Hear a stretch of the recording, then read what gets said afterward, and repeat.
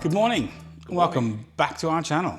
Back to another episode of I Should Have Tried Harder at School. It's Saturday, it's lunchtime.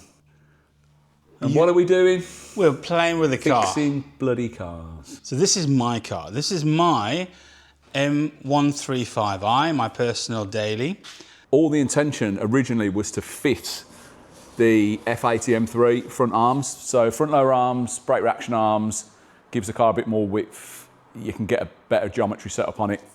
But unfortunately, due to the time we had at when we were trying to get it done before the ring trip, we had to just roll with the spacers and leave the arms alone.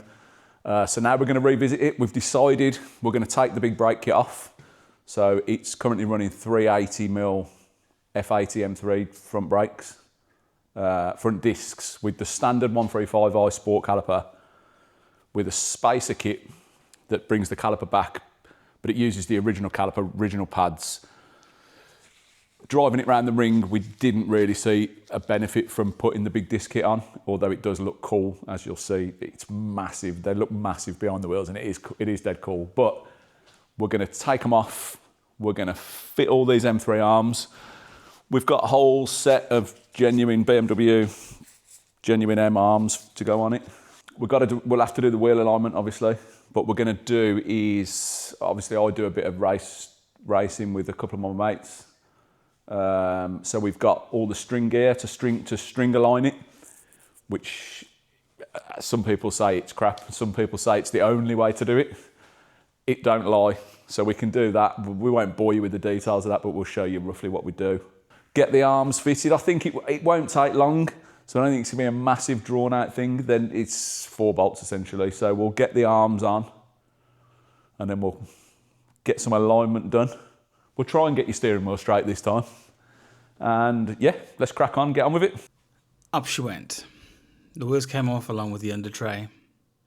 And as you can see, Chris does not mess about. He quickly had the control arms off, and as he started to refit the lower arms, he noticed something rather worrying. We are 15 minutes into this process, and it appears you've got your head in your hands. What has happened? I hate cars. I hate cars too. I fucking hate cars. So this is a very common upgrade. What I kind of, I suppose, failed to take into account is the fact that this is the lower tension arm or brake reaction arm, and this is obviously one of the parts we're replacing. However, this bit here is why don't you different. show them the other one? So, as you can see. Oh. Oh. Okay. So back to the drawing board then. Back to the drawing board. We have established you can buy a spacer kit. You can buy a spacer kit from Hack. That's Hack Engineering, by the looks of things. I'm sure there's more places that do them. But the one I found is called Hack Engineering Limited in Sussex or somewhere.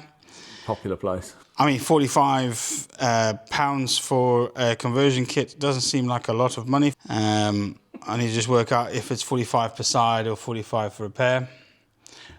But that does cause us some challenges today, Christopher. What's the main challenge today? We're going to have to put it back together, aren't we? The problem we've got is, right, there's no point, is there? Because we'll just have to align it twice. But that's the reason I want to measure it, to see if there is a difference. So we'd have to align it twice. So, in short, you're a shithouse. In short. In short, bollocks. Do we give it up as a bad job? I think we put it back together as was. And I think we'll do the disc and pads. Yeah, we might as well do the brakes. We'll do the brakes because that at least gets rid of some of the wobble anyway, and we'll get them bedded in. We'll put the arms back on, and then I will go on the internet, order some new ones, and we'll try again next Saturday.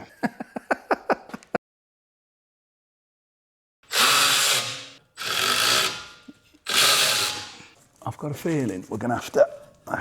Yeah, this ain't going to be easy, this. I won't have to warm these up, you know. because we Loctited these in very much so. Let's lower it down a bit.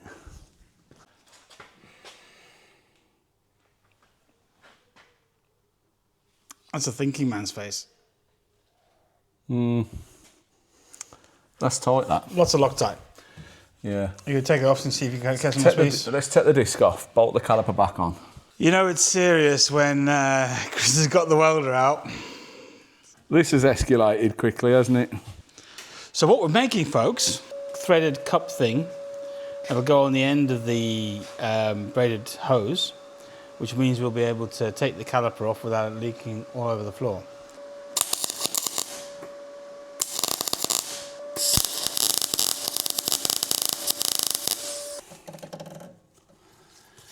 You know when we were fitting this kit, Yes. and I said to you, shite this is. Yes. And then it didn't work and we had to get another one Yes. because it was shite. Yes. Remember that? Yes. Well, guess what? It's shite? It's still shite, yeah. Yeah, it is still shite. I don't think Chris is very impressed. So the problem we've got is that bolt needs to come out. Right, so we have a problem. And Yeah. the problem is that, you know, we have some options. We could either try and drill it out. That is a challenge for us, I think. With us. You risk damaging the caliper though, don't you? That's the problem. And it's threaded. The caliper is threaded, so we've got to be careful with that. The other alternative is to weld a nut on the outside. The problem with that is that you then fill the hole, and we may want to not do that. Yeah. So instead, Chris has come up with a great idea. He's found an old flywheel bolt. Yeah, so what I'm going to do is I'm going to cut that so it's just got like a little end that fits in there. So then that will be flush in there like that. And then I'm going to weld it round the bottom.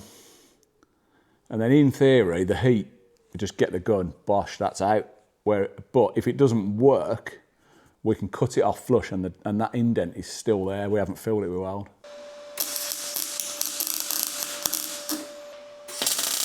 And it is off. Some tricky welding. Yeah, I did melt the nut a bit as well. I thought, oops. Yeah. Well, hey, listen, it's off, so Yeah, that'll do, mate. What's next? Put it back on, I suppose. Chris in his natural habitat, drinking a tea and eating biscuits. Yeah, man. Right, so we've managed to do one of the... What a fucking performance that's turned into. Honestly. So we've done one side, and we're now going to do the other side. Do we have to? We have to. So what do you think? Lessons learned. Do you think we can do it without making a mess? Well, it's just that was unavoidable, wasn't it? I think so. So tight, and then bolts were just made of chocolate. But we did. I mean, when we put it in, we used a lot of Loctite. Yes, you did. Yes, I remember. But yeah, one down, one to go. Come on, let's crack on. Welcome back. Yes, welcome back. It's the following weekend, after what turned out to be a little bit of a disaster last weekend, when I realised, or didn't realise, that I was missing some bits. These two spacers are what I need to make this M3 arm fit on that M135i. But we didn't know. But we didn't know, and it didn't say anywhere on the interwebs. Nope.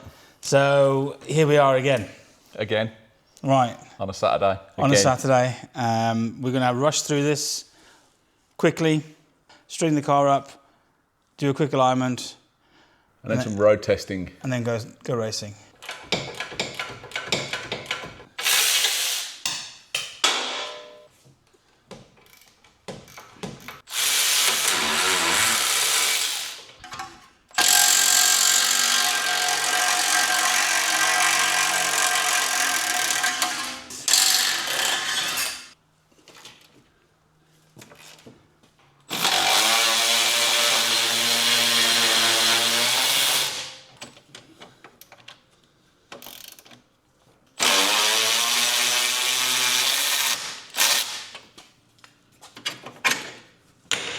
That's that one off. you don't want to come out.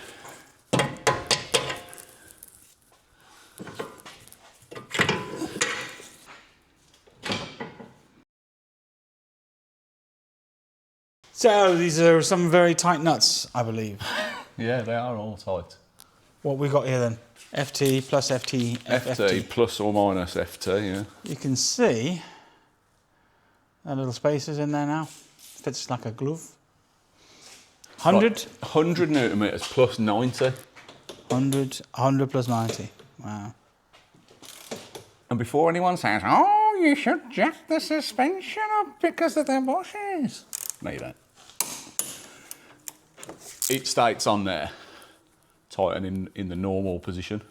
So this is that, not up. If it was on the floor, you wouldn't get 100 newton meters. No, you'd struggle to do that. Well, you'd have to put something under here, wouldn't you, and raise it up. But it states there, you don't do it, you do it like this. So that's 100. That's 100. It's 100. Next. Plus 90. It's tight, that, isn't it? Oh, have a look at this. It's nothing spectacularly like no one's ever seen one before. I like this tool. It does degrees. It only gets brought out for special occasions. Special cars. I wonder if it'll do it. It's going to be tight, this. Stretch bolt. There you go. There you go, champion. So that's them two. And then, let's do this one. Yarp. Yarp. That's the other bolt on that same arm, which is 185 million. 175. How much? Pretty tight, that, isn't it? 175 is pretty tight. So let's whiz them in. Let's whiz him in. And we'll whiz him in.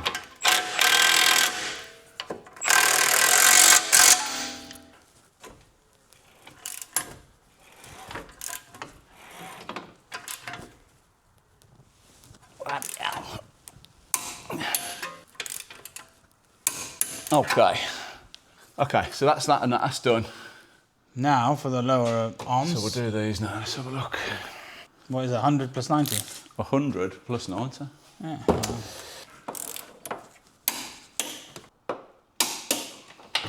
And now 90. 90.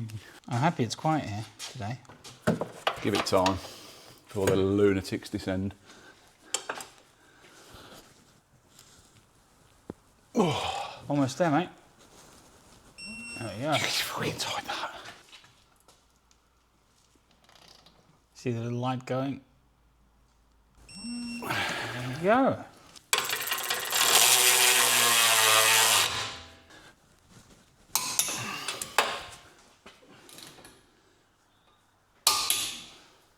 Well, that wasn't that challenging. Nah. Tight though, them, isn't they? We may have affected the wheel alignment slightly. You think? Toe in. No, is it? No, is it toe in? What is it? Towing in now, Yeah, very toe bad, in, yeah. yeah. The most important bit, my friend, is buttoning her back up. Yeah. And then. Yeah, we'll shift that fucking knacker and we'll set the alignment gear up.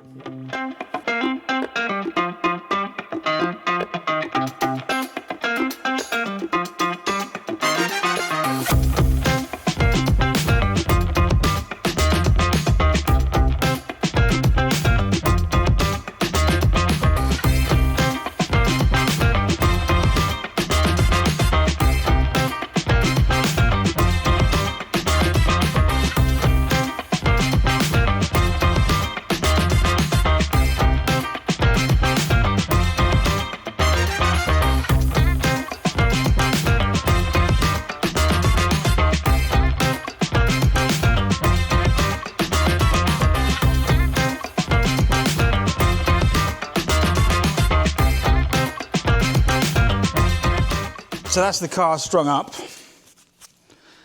Do you want to tell the peeps the general principles behind what it is that we're doing? Because it looks confusing as heck to me. We're just doing the wheel alignment. Well, this is it old school, is the it? old school way, I guess. The racing way. Like, this is, you've got lots of fancy machines that you can go down the road and pay someone 100 quid or whatever it is to do your wheel alignment. On a Hunter? On a Hunter machine, say, whatever, yeah. Which, don't get me wrong, in the right hands, magic. Real quick. This is taking us, what, an hour and 10? Yeah, this is the ball ache of it, obviously, because we set this up on our race car. So we've had to completely redo it to put it on your car. So it takes a bit of time setting it up. We're not exactly rushing ourselves today, are we? Yeah, so basically, we've got a frame hanging here. There's a frame at the front. And the same at the back. And then you run Front. Yeah, same at the front. And then you run a string up the side. Obviously, we've got the hub stands and the measuring devices, as you can see on the... So we're essentially, this is the car in ride height. Correct, yeah. Yeah. So essentially as if the wheels were on, but this is obviously your measuring device. You've got your frame on the front. String up both sides, and then it's pretty simple, really. It's simple but effective, if you like. So you make a square around the car is essentially what you have to do. So you get your bars the same length either side, front and rear. And you've got a couple of little notches in there. Yeah, this is just what, obviously how wide the car is. But you basically measure from the centre of the hub to the string, and you've got to make a perfect square around the car. So that's what is the faff of setting it. Once it's set up, your measurement and your adjustment is dead easy. So in simple terms, this bar here is square to the wheel, right? Yep. Toe out, toe in. It's simple as that. So obviously, if you wanted to run this toe out on the rear, you'd have a smaller number here, bigger number here. That would give you toe out, yeah? And obviously the other way around, you'd have your smaller number this side, bigger number this side. And we didn't, when we put the suspension on, we decided, because the bolts looked a bit crusty, we decided not to mess with the toe. No, we did, didn't we, on the back? We got it parallel on the back, didn't we? Which is it was parallel on the back. Well, yeah, so we just didn't touch it, did we? Yeah. So that's basically, it's dead simple, and this don't lie. You know, you can trick a Hunter if you can't quite get it. Put your foot on the thing, whatever. You can trick a Hunter into giving you a perfect set, the perfect numbers. I think the Hunters are very dependent on how the tool that goes on the wheel actually sits on that wheel. I think, and I don't think, from what I've seen, I don't think the people who've done my wheel alignment have ever spent really that much time getting it. Yeah, just bang them on. Quick, how quickly can I get my 45 quid out of you? Yeah. But this doesn't lie. The only... We'll have to get you inside to hold the steering wheel straight. Yeah. Because I haven't got my steering wheel clamp, unfortunately. But, yeah. We haven't touched this, have we? So, just to be clear, when we put the arms on, right, it was absolutely shambolic. It was toe in like you won't believe. Yeah, massive. Yeah, masses. And so I'll give it a quick... I've adjusted it quick. By eye. You did it by eye. Yeah, it's not far off, I don't think. No, I think you're spot on, but I think you did it by eye, and now we're just double checking it. So so obviously on there, there's a scale on here, 18-inch wheels. Yeah, so this is where you take your measurement from. Right. Yeah. So that's like 740, and that is.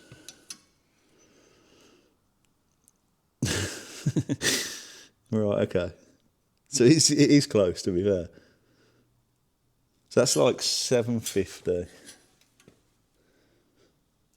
Do we want to run toe in or toe out?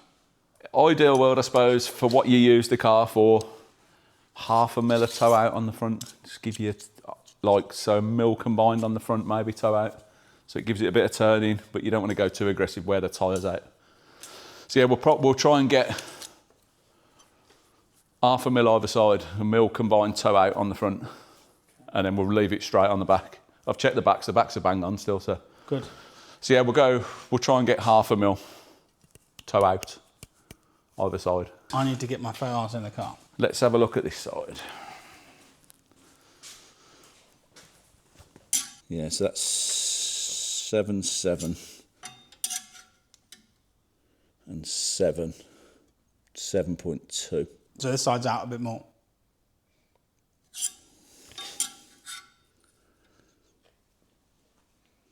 Yeah, so that's like towing in loads. So yeah, we need to make some adjustments, but. Okay, well, I'll get in the car. Righto. And we'll catch you on the other side.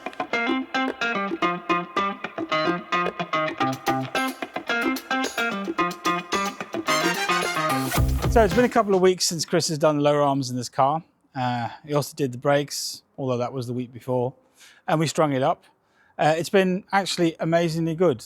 It's hard to believe, but the handling difference is incredibly noticeable. Is it as good as as different as you say it is? Yeah. Yeah, man. It's funny, just the way it goes into a corner. It's just better, and I don't think it's the alignment, because I don't think that changed all that much in terms of what it was before, because you'd strung it up before. Yeah, we didn't have to go mad with the adjustments, did we? We had to do it a little bit, but it wasn't a lot, was it? It's good. Really, I think it handles a lot better. It feels a lot more sure-foot. It's amazing how much of a difference that makes.